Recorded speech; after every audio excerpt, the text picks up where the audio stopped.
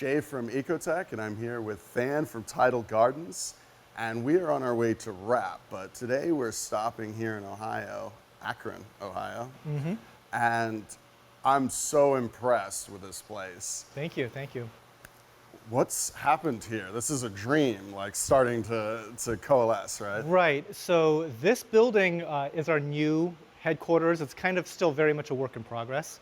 We started building this roughly 3 years ago.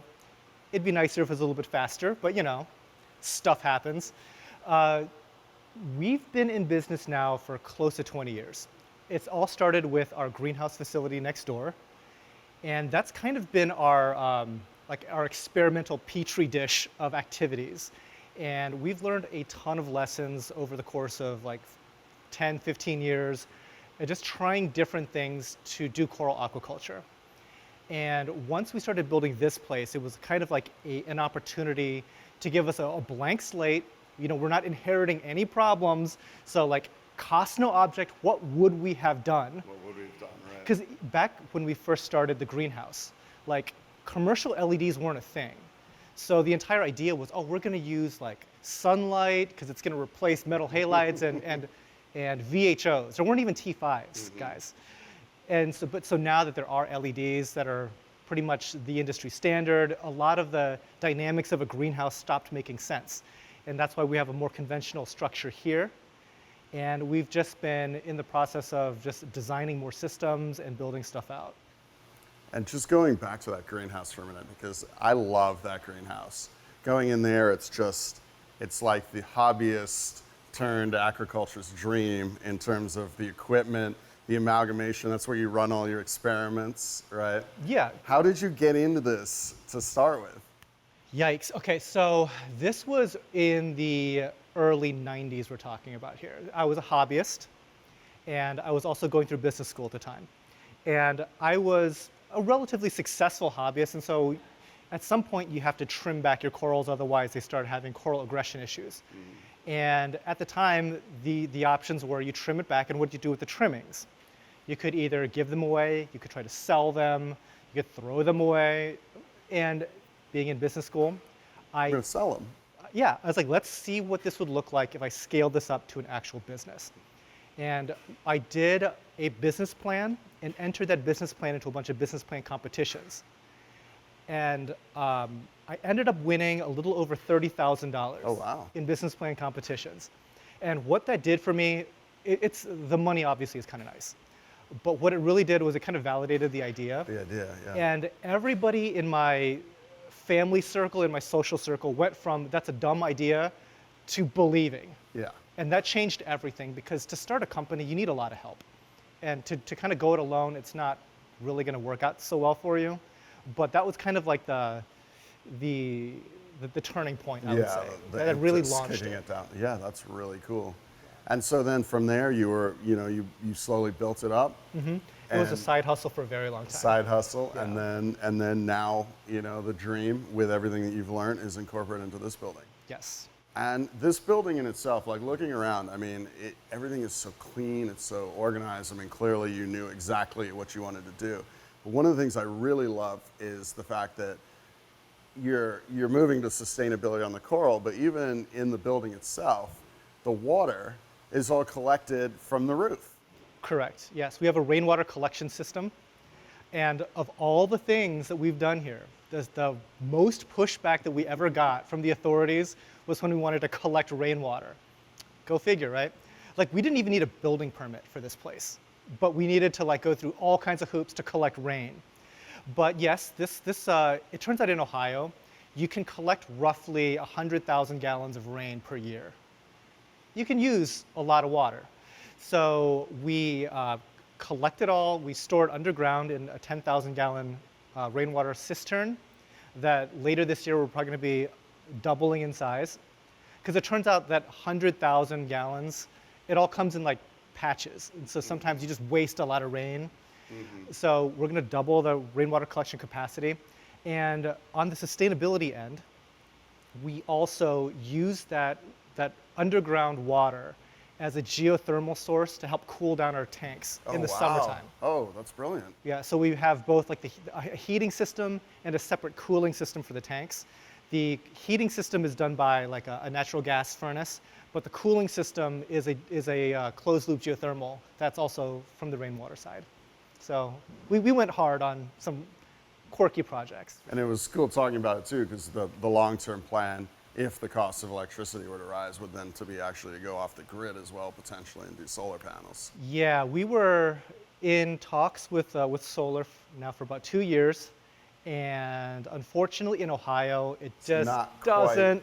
Not quite there yet. Yeah, the payback period is going to be something like 17 years, and that's just not feasible. Because I don't know what you guys pay for electricity where you live, but in Ohio, it's one of the cheapest places for electric. It's like 5 cents per kilowatt hour.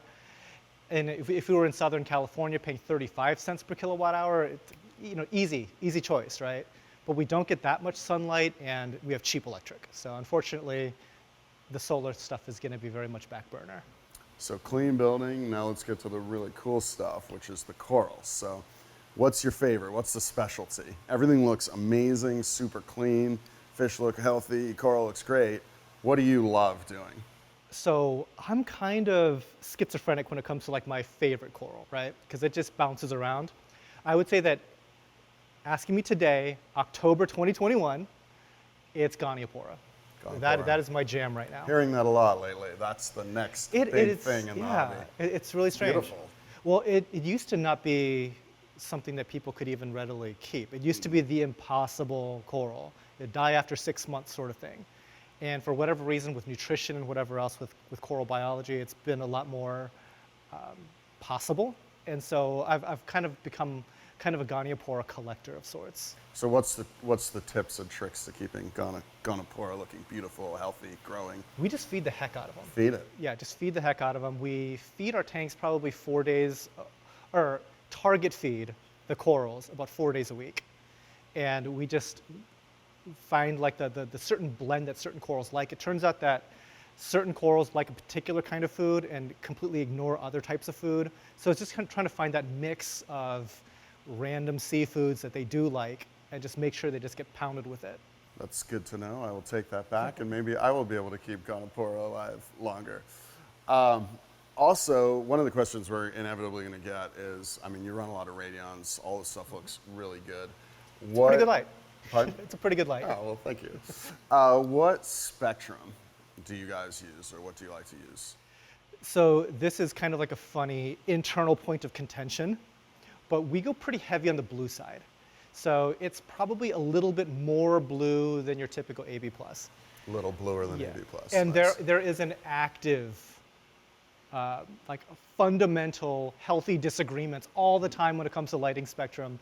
We definitely don't have the answers, but what we are actually in practice doing is a lot of blue. for what's that's worth. And interesting enough, actually, one of the things your team's going to try is mixing pros and blues so that you can get a little bluer, particularly on some of the deeper water stuff that you want. But you love to film, and being able to have that wider spectrum, which works much better with the camera, means that building those scene profiles and potentially even having blue and then shutting the blues down to run pros on the wider spectrum for filming might be in the future for your compromise, I should say. Yeah, most people don't have to worry about these sort of issues, but having like an active YouTube channel and whatnot, turns out, filming is kind of important. And so it's not good enough that the lights grow coral nicely, color up corals nicely. It also has to perform on camera. And so so sometimes our decisions based around lighting have to accommodate all these other factors that a typical hobbyist just would never have to deal with. But our tanks are very difficult to shoot. And so we have to jump through all kinds of hoops for that. Certainly one of the big challenges on the business side of this industry is being able to photograph and video tanks, for sure. Yeah, I mean, and it's a lot of it is from the consumer end. We want to give a very accurate representation, because the worst phone call to ever get is, this doesn't look like your photo. It's like, I don't want that headache. Like, that's the worst phone call to get. So yeah, we go pretty hard when it comes to photography and videography. And that's a good point. I'm a big fan of your YouTube channel, so make sure you subscribe to that as well. Tidal Gardens on YouTube. Yep. And thank you so much for the tour. This has been really awesome, and love the coral, love the facility. No, thank you so Really much for appreciate stopping it. in. Thank Appreciate you. it.